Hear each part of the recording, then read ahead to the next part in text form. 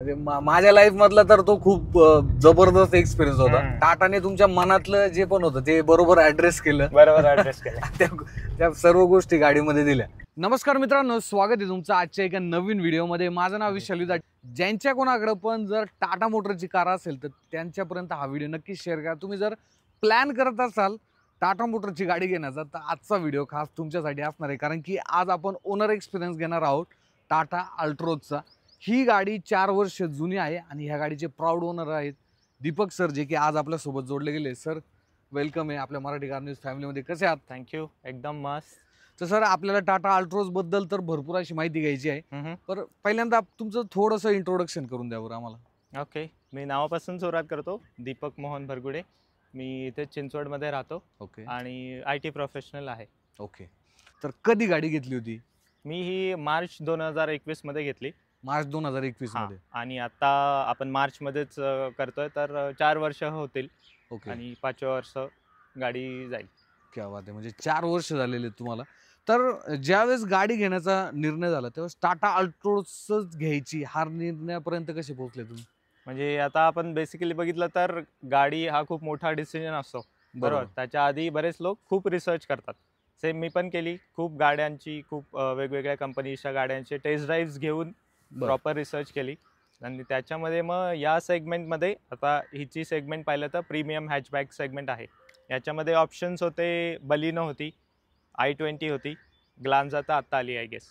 आणि ते काय जुळ्या बहिणीचे आपण? जुळ्या बहिणीचं पोलो वगैरे, फोक्सवॅगन त्या सेगमेंटमध्ये नव्हतं जायचं. मग जे मेन कंपॅरिझन होतं ते बलिनो सोबत आणि i20 सोबत. ओके. i20 पण नवीन मॉडेल लॉन्च झालेलं, त्याच्यामुळे त्यांनी पण थोडा फेसलिफ्ट दिलेला, शेप्स अँड कर्व्स वगैरे. पण still model to model, variant to variant comparison केलेलं तेव्हा, तर प्राइस सेगमेंट वाईज खूप हायर वाटत होता. ओके. म्हणजे प्रत्येक व्हेरियंटमध्ये जवळपास 2 लाखाचा फरक होता कम्पेअर टू अल्ट्रॉस. ओके. आणि मग बलिनोमध्ये थोडासा सेफ्टीमुळे प्राईम कन्सर्न होता, की सेफ्टी कन्सर्न आहे. आणि तेव्हा ही रिसेंटली लॉन्च झाली जी 5 स्टार रेटेड गाडी आहे. ओके. त्याच्यामुळे मेन पॉईंट तो आहे की 5 स्टार रेटेड गाडी आहे. आणि लुक्स म्हणजे इम्प्रेशन्स जर बघितले तर एवढा मस्क्युलिन लुक आणि खूप कर्व्स वगैरे, त्यांनी डिझाईनवर खूप काम केलंय. ज्यावेळेस तुम्ही ड्रायव्हिंग सीटवरती बसता गाडी चालवण्यासाठी, तर मग ओव्हरऑल तो जो एक्सपिरियन्स आहे तो कसा येतो? स्टेअरिंग डायनॅमिक्स आहेत, टाटाने इतकं छान काम केलंय. जेव्हा whenever you are on high speeds तर स्टेअरिंग खूप स्टीफ होतं. ओके. इझिली हालत नाही. पण तुम्ही जेव्हा खूप लो स्पीड्सला आहात, 10-20 ला, तेव्हा स्टेअरिंग इतकं लाईट आहे की तुम्ही एका फिंगरने पण ते मूव्ह करू शकता. अच्छा. सो हे डायनॅमिक्स खूप आवडले. टेस्ट ड्राईव्हच्या वेळी पण सेम कन्सिडर केल्या मी गोष्टी, त्या गोष्टी आवडल्या. पण आता 4 वर्ष झालेली आहेत गाडीला घेऊन, तुम्ही किती किलोमीटर चालवलेली गाडी? आता मी 4 वर्षामध्ये 30,000 किलोमीटर झाले रनिंग. 30,000 किलोमीटर? 30,000. ओके. तर आम्हाला आहे ना ओव्हरऑल ह्या 4 वर्षामध्ये जो शोरूमचा एक्सपिरियन्स आहे, कारण की गाडी सर्व्हिसिंग, आफ्टर सेल्स सर्व्हिसेस ही खूप महत्वाची असतात, बरोबर. तर टाटा मोटरचे जे शोरूम असतात त्यांचा एक्सपिरियन्स कसा राहिलाय तो आम्हाला तुमच्याकडून जाणून घ्यायचा आहे. कारण की 30,000 किलोमीटर म्हणजे बऱ्यापैकी किलोमीटर चांगले आहे. आणि इंटरॅक्शन झालं सर्व्हिस सेंटर सोबत. सो आफ्टर सेल्स सर्व्हिसमध्ये त्यांच्या ज्या काही ॲक्सेसरीज वगैरे आहेत त्या प्रॉपर फिट अँड फिनिशवाल्या आहेत.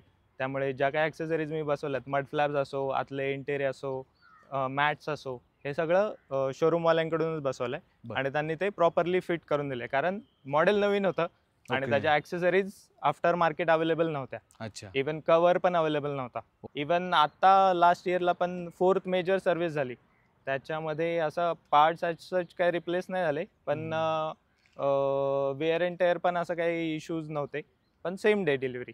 पण तुम्ही आम्हाला सांगू शकता की ओव्हरऑल ज्यावेळेस मेजर सर्व्हिसिंग असते तर अप्रॉक्सिमेटली किती खर्च येतो? आता पहिल्या सर्व्हिसेसला तर मला खूप कमी खर्च आला. मेजरली पहिल्या 3 सर्व्हिसेसमध्ये ऑइलचीच कॉस्ट जास्त असते. हा, म्हणजे तेच ज्यावेळेस ते मेजर आपण 10,000 किलोमीटरला जी सर्व्हिसिंग करतो, ऑइल चेंज होतं, ब्रेक पॅड चेक होतात, देन कूलंट वगैरे असेल, एअर फिल्टर वगैरे, तर त्याची अप्रॉक्सिमेटली किती कॉस्ट आली? सो पहिल्या 3ही सर्व्हिसेसला ज्या फ्री होत्या त्यांच्या ऑइल चार्जेस वगैरे आणि जे कन्झ्युमेबल्स आहेत, कन्झ्युमेबल्स, ते पकडून 3,000 पर्यंतच खर्च आला मॅक्सिमम. अच्छा. आणि ओके. आता जो मी 4th मेजर सर्व्हिस केली त्याच्यामध्ये व्हील अलाइनमेंट वगैरे त्यांनी करून दिलं. आय थिंक एक बल्ब पण गेलेला, तो रिप्लेस केला. ओके. आणि मला वायपरचा इश्यू झालेला कारण उंदराने एक वायर कुरतडलेली. ओके. पण ते पण हे सगळ्या गोष्टी त्यांनी 7,000 मध्ये मागच्या सर्व्हिसचा कॉस्ट आला, जी okay, 4th okay. Major service होती. 4th major service. Deepak sir, आता जवळपास 30,000च्या वर तुम्ही गाडी चालवलेली. लॉंग ट्रिप कुठं कुठे झाल्या होत्या? लॉंग ट्रिप्स माझ्या 2 वेळा तर मी गोव्याला गेलेलो. ओके. आणि दोन्ही वेळा, एक वेळा 4 होतो, एक वेळा 5 जण होतो. ओके. सो त्याच्यामध्ये पण गोवा आपण बघितलं 500 किलोमीटर आहे. बरोबर. पण एकदम कम्फर्टेबल वाटलं, असं कंजेस्टेड वाटतंय 5 जणांना पण असं बिलकुल. मायलेज आणि कम्फर्ट बद्दल आम्हाला थोडंसं सांगा. मायलेज बद्दल सांगायचं झालं तर हायवेजवर जेव्हा तुम्ही आहात तेव्हा गाडीमध्ये 2 मोड्स आहेत ऍक्च्युली. So okay. इको आहे आणि सिटी आहे. सो हायवेला तुम्ही इकोवर आरामशीर चालू शकता, त्याच्यामध्ये पण तुम्हाला पॉवर लॅग जाणवत नाही. ओके. कारण हायवेजला गाडी स्पीड घेते स्मूथली. असं मेजर प्रॉब्लेम्स काय नाही आले. ओके. कधी कधी सुरुवातीला एक आलेला इंटरेस्टिंगली की मला असं वाटायचं की रिअर साईडला नॉईज येतोय. ओके. पण तो ऍक्च्युली टायरमध्ये जे खडे अडकतात त्याचा तो नॉईज होता. बरं. बाकी त्यांनी ते लगेचच रिझॉल्व्ह केला. ओके. बाकी असं मेजर इश्यू काहीच नाही आला कार सोबत. गाडीचे फिट अँड फिनिश जे लेवल आहेत त्याच्याबद्दल तुम्हाला काय वाटतं? फिट अँड फिनिश मध्ये कम्पेअर टू ह्युंडाई थोडेसे गॅप्स तुम्हाला दिसतील. बरं. पण असं मेजर नाहीये. जर तुम्ही बघितलं तर लुक्स बाबतीत तर मला या सेगमेंटमध्ये हीच गाडी आवडते. कारण प्रीमियम हॅचबॅक सेगमेंट आहे. ज्यावेळेस तुम्ही शोरूम मध्ये जाता तर शोरूमचा बिहेवियर कसा असतो? ओव्हरऑल गाडी वगैरे ते चेक वगैरे करता, जेव्हा तुम्ही काही गोष्टी त्यांना सांगता त्यावेळेस बरोबर. तो एक्सपिरियन्स आम्हाला ऐकायला नक्कीच आवडेल. तो एक्सपिरियन्स म्हणजे माझ्यासाठी तर छानच राहिलाय मागच्या 4ही सर्व्हिसेससाठी. कारण प्रॉपर त्यांनी अपॉइंटमेंट देतात, डेट देतात आणि स्लॉट पण देतात. असं नाही की तुम्ही दिवसभरात कधी पण या. तुम्हाला स्लॉट देतात, त्या स्लॉटमध्ये तुम्ही जायचं. अच्छा. तुम्ही गेल्या ते एक 5 मिनिट वेटिंग लाऊंज असतो त्यांचा. तिथे तुम्हाला सगळे रिफ्रेशमेंट्स वगैरे असतात. वेटिंग तर करायला लावत नाहीत ते, पण जस्ट एक 5-10 मिनिट बसायला लावतात जोपर्यंत सर्व्हिस ॲडवायझर असाइन नाही होत. सर्व्हिस ॲडवायझर असाइन करतात 5 मिनिटात. ते तुमच्या वेटिंग लाऊंजमध्ये येतात, तुम्हाला एस्कॉर्ट करतात गाडीपर्यंत आणि तुमच्यासोबत गाडीमध्ये काही इश्यू असतील तर ते चेक करतात. ओके. मग प्रॉपर गाडीमध्ये बसून गाडी स्टार्ट करून इंजिन बोनेट खोलून काही नॉईज वगैरे आहेत का आणि त्यांना काही इश्यू वाटत आहेत का हे पण त्यांच्या वतीने ते सांगतात. आता बिईंग म्हणजे ड्रायव्हर्स आपल्याला एवढं युजली आयडिया नसते की गाडीमध्ये काही इश्यू आहे का किंवा वेगळा नॉईज येतोय का. सो ते पण गोष्टी तुम्हाला ते माहिती करून देतात की सर हे आहे किंवा आता ही सर्व्हिस आहे तर या सर्व्हिसला तुम्ही या गोष्टी रिप्लेस करू शकता. युजली करतात असं ते सजेस्ट करतात.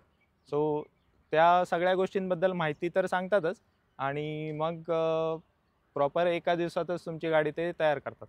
आणि त्याच्यानंतर पण जे फॉलोअप्स आहेत म्हणजे एक डीलर लेवलला पण ते फॉलोअप्स घेतात. ओके. फीडबॅकसाठी तुम्हाला कॉल येतो, एकच येतो की कसा वाटला फीडबॅक, सर्व्हिस ॲडवायझरसाठी पण आणि सर्व्हिससाठी पण. आणि नंतर मग टाटा मोटर्सकडून पण तुम्हाला कॉल येतो की तुमचा हा म्हणजे एक्सपिरियन्स कसा होता सर्व्हिसचा. ओके, चालतंय. तर मित्रांनो, सरांनी तर भरपूर एक्सपिरियन्स सांगितलेला आहे. आता आपण काय करूया, गाडीच्या आतमध्ये जाऊया. थोडीशी मी गाडी चालवतो कारण की मग भरपूर दिवस झाले अल्ट्रोज चालवलेली नाहीये. 30,000 किलोमीटर नंतर ओव्हरऑल गाडीचा जी ड्रायव्हिंग वगैरे आहे ती कशी आहे तो चालायचं सर आतमध्ये. येस, जवळपास माझ्या मते मी 2-2.5 वर्ष झाली गाडी चालवून. कारण की ज्यावेळेस या गाडीचं DCA आलं होतं ना त्यावेळेस टाटाने मला ही गाडी पाठवली होती. सो चला मित्रांनो, व्हिडिओ सुरू करूया आपण. ड्रायव्हिंग डायनामिक्स बद्दल जर गाडीच्या बोलायला गेलं ना म्हणजे ओव्हरऑल खरंच चांगले आहेत. तुम्हाला जो स्टेअरिंग फीडबॅक वगैरे रिस्पॉन्स जो आहे बरोबर तो चांगला भेटतो. परत ज्यावेळेस तुम्ही 5 व्यक्ती ट्रॅव्हल करत होते त्यावेळेस बूट स्पेस बद्दल तुम्हाला म्हणजे कसं वाटलं? म्हणजे इनफ आहे का कसा कमी वाटला? लार्ज साईज वाल्या 4 बॅग्स आरामात बसतात. बरं. हां, आणि बाकी त्या बसून पण थोडीफार स्पेस उरते ज्याच्यामध्ये बऱ्यापैकी तुम्ही लगेज कॅरी करू शकता. अच्छा. हो, सो बूट स्पेस बद्दल पण काही कंप्लेंट्स नाही. बरं सर, ज्यावेळेस तुम्ही ही गाडी घेण्याचा विचार करता तुम्ही सेफ्टी हा मुद्दा सांगितला की मला सेफ कार पाहिजे होती. म्हणजे हे काय माइंड मध्ये होतं सेफ्टी बद्दल तुमच्या? सेफ्टी बद्दल आपण बघितलं तर इंडियामध्ये कार ॲक्सिडेंटचं प्रमाण भरपूर आहे आणि त्याच्यामध्ये लोकांना इंजुरीज होण्याचं पण प्रमाण जास्त आहे. त्यामुळे मॅक्सिमम सेफ्टी रेटिंगवाली कार घेणं ते एक डोक्यात होतं. कारण जर ऑप्शन तुमच्याकडे अवेलेबल आहे सेफ असण्याचा रोड्सवर तर यू शुड टेक इट. इंजिनच्या नॉईज बद्दल तुम्हाला कसं वाटतं ज्यावेळेस तुम्ही म्हणजे आपण ज्याला बोलतो NVH लेवल, तर त्याच्याबद्दल काय म्हणणं आहे तुमचं अल्ट्रोज बद्दल? अल्ट्रोज बद्दल असं काही मेजर नॉईज गाडीमध्ये फिल्टर होतोय असा कधी जाणवलं नाही. ओके. एकदम इव्हन टायर नॉईज पण मला कधीच जाणवलं नाही. अच्छा. हा, म्हणजे हायवेजला वगैरे जरी असेल तरी तेव्हा आपण टायर नॉईज किंवा बाहेरचा नॉईज, केबिन नॉईज त्यांनी व्यवस्थित फिल्टर आउट केलेला आहे. तुमचे कुठले कुठले पॉइंट्स असतील जे की तुम्ही रेकमेंड कराल न्यू बायर्सला? बरोबर, तसे खूप सारे पॉईंट्स आहेत. First point is safety, 5 star rated safety आहे. बाकी मग फीचर वाईज एकदम फीचर पॅक कार आहे. तुम्ही जर बघाल तर क्रूज कंट्रोल झालं, कूल ग्लव बॉक्स झालं आणि खूप छोट्या छोट्या गोष्टींची काळजी टाटाने घेतली. जसं अम्ब्रेला होल्डर दिलाय, डोअर मध्ये अम्ब्रेला होल्डर आहे आणि जो ग्लव बॉक्स आहे तो पण इतक्या लार्ज साईजचा दिला की तुम्ही बऱ्यापैकी सामान तुमच्या कोल्ड ड्रिंक्स वगैरे कॅरी करू शकता, ठेवू शकता, स्पिल नाही होणार. प्रॅक्टिकॅलिटी आहे भरपूर. सो डोअर पॉकेट्समध्ये पण तुमच्या 1 लिटरच्या बऱ्याचशा बॉटल्स बसू शकतात. स्टेअरिंग माउंटेड कंट्रोल्स आहेत, त्याचा हायवेजला वगैरे खूप फायदा होतो. तुमचा कॉल रिसिव्हिंग असेल किंवा अजून काही तुम्हाला म्युझिक वगैरे चेंजेस करायचे असेल तुम्ही स्टेअरिंग माउंटेड कंट्रोल यूज करू शकता. आणि हायवेजला मी रेग्युलरली क्रूज वापरतो, इतका इफिशियंटली चालतं ते, एका स्पीडला मेंटेन करत जातं. तुम्हाला फक्त स्टेअरिंग कंट्रोल करावं लागतं. आणि जेव्हा तुम्ही मग ब्रेक यूज करता तेव्हा क्रूज कंट्रोल ब्रेक होतं. राईट. हा, नाही, हायवेज वरती cruise control is the one of the माझं तर बेस्ट फीचर आहे. बेस्ट फीचर, तुम्हाला मायलेज चांगलं भेटतं आणि तुम्ही थोडंसं फ्री देखील राहता, ते क्लच ऍक्सलेशन वगैरे. सो ते फीचर कम्फर्ट वाईज बघितलं तर हे जे सीट कुशन आहेत ते मी बऱ्याच गाड्यांशी कम्पेअर केले. मारुती सुझुकीकडे ते बिलकुल नाहीये कम्फर्ट. ज्या बलिनो स्विफ्ट वगैरे बघाल तर तुम्हाला पण जाणवेल रोड्सवर त्यांचा सस्पेन्शन सेटअप पण जाणवेल की टाटाचा खूप बेटर आहे कम्पेअर टू मारुती सुझुकी. आणि यासाठी मी यांना म्हणजे सीट कव्हर्स टाकले नाहीत कारण यांचा कम्फर्ट ओरिजिनलीच इतका चांगला आहे की काही गरजच नाही पडली. नाही, मी एक सर ऑब्झर्व केली ही गोष्ट तुमच्या गाडीमध्ये की हे मटेरियल जे आहे फॅब्रिक आहे, तुम्ही लेदर टापोस्ट वगैरे काहीच सीट कव्हर टाकलेलं नाही. बट तरी देखील 30,000 किलोमीटर होऊन देखील ऑलमोस्ट 31,000 किलोमीटर होतील. बट सरांनी जर पाहिलं ना हे एवढे मेंटेन ठेवलेले आहेत ना की normally just like a new सारखा जो व्हील आहे तो येतोय. गाडीच्या ग्राउंड क्लिअरन्स बद्दल आम्हाला थोडंसं सांगा बरं. ग्राउंड क्लिअरन्स कारण की तुम्ही साताऱ्याच्या साईडचे आहेत, सो गावाकडे तुमचं भरपूर जाणं येणं असतं, सो ते खराब जे रोड असतात तर त्याच्यावरती कसा एक्सपिरियन्स आहे? त्याच्यावर पण मला ग्राउंड क्लिअरन्सचा अजून पण कधीच इश्यू नाही आला. मी खूप असं टेरेन मध्ये पण चालवलंय, ऑफ रोड्स वगैरे वर पण चालवलंय किंवा गावाकडे छोटे रोड असतात तर तुम्हाला गाडी थोडीशी खाली घ्यावी लागते. पण तेव्हा आधी मला वाटायचं खूप सुरुवातीला मे बी पहिल्या काही इनिशियल मंथ्स मध्येच की ग्राउंड क्लिअरन्स कुठे गाडी लागेल की काय, पण तसा कधीच इश्यू नाही आला. सर एक महत्वाचा प्रश्न की आता तुम्ही टाटा मोटरची गाडी वापरताय, अल्ट्रोज आहे तुमच्याकडे, तर ज्यावेळेस तुम्ही एखादा फीडबॅक देणार तर टाटा मोटर्सला तुम्ही ह्या गाडीबद्दल काय फीडबॅक देणार? आय थिंक जो आधी फीडबॅक माझा राहिला असता की थोडा पॉवर ट्रेन याच्यामध्ये ऑप्शन्स द्या, पण त्यांनी ते ऑलरेडी ऍड्रेस केलाय. याच्यामध्ये टर्बो आणलंय त्यांनी आणि डिझेल पण आहे 1.5 लिटर आणि इव्हन सीएनजी सुद्धा त्यांनी ड्युअल सिलेंडर टेक्नॉलॉजी सोबत लॉन्च केलंय. बरोबर. सो ते मी फीडबॅक दिला असं टाटाला, पण ते ऑलरेडी त्यांनी ऍड्रेस केलंय. ओके. इव्हन अल्ट्रोज रेसर मध्ये पण आणली. मे बी रेसर आम्ही स्वतः ती ट्रॅक वरती चालवली होती आणि जे कार्तिक नारायण आहे आपले भारताचे पहिले फॉर्म्युला 1 जे रेसर रायडर ते स्वतः त्या ड्रायव्हिंग सीट वरती होते आणि काय जबरदस्त एक्सपिरियन्स होता. म्हणजे माझ्या लाईफ मधला तर तो खूप जबरदस्त एक्सपिरियन्स होता, खूप भारी वाटलं. आणि रेसर एडिशन आहे त्याच्यामध्ये तेवढ्या कॅपॅबिलिटीज आहे. सो माझ्या मते टाटाने तुमच्या मनातलं जे पण होतं ते बरोबर ऍड्रेस केलं. त्या सर्व गोष्टी गाडीमध्ये दिल्या.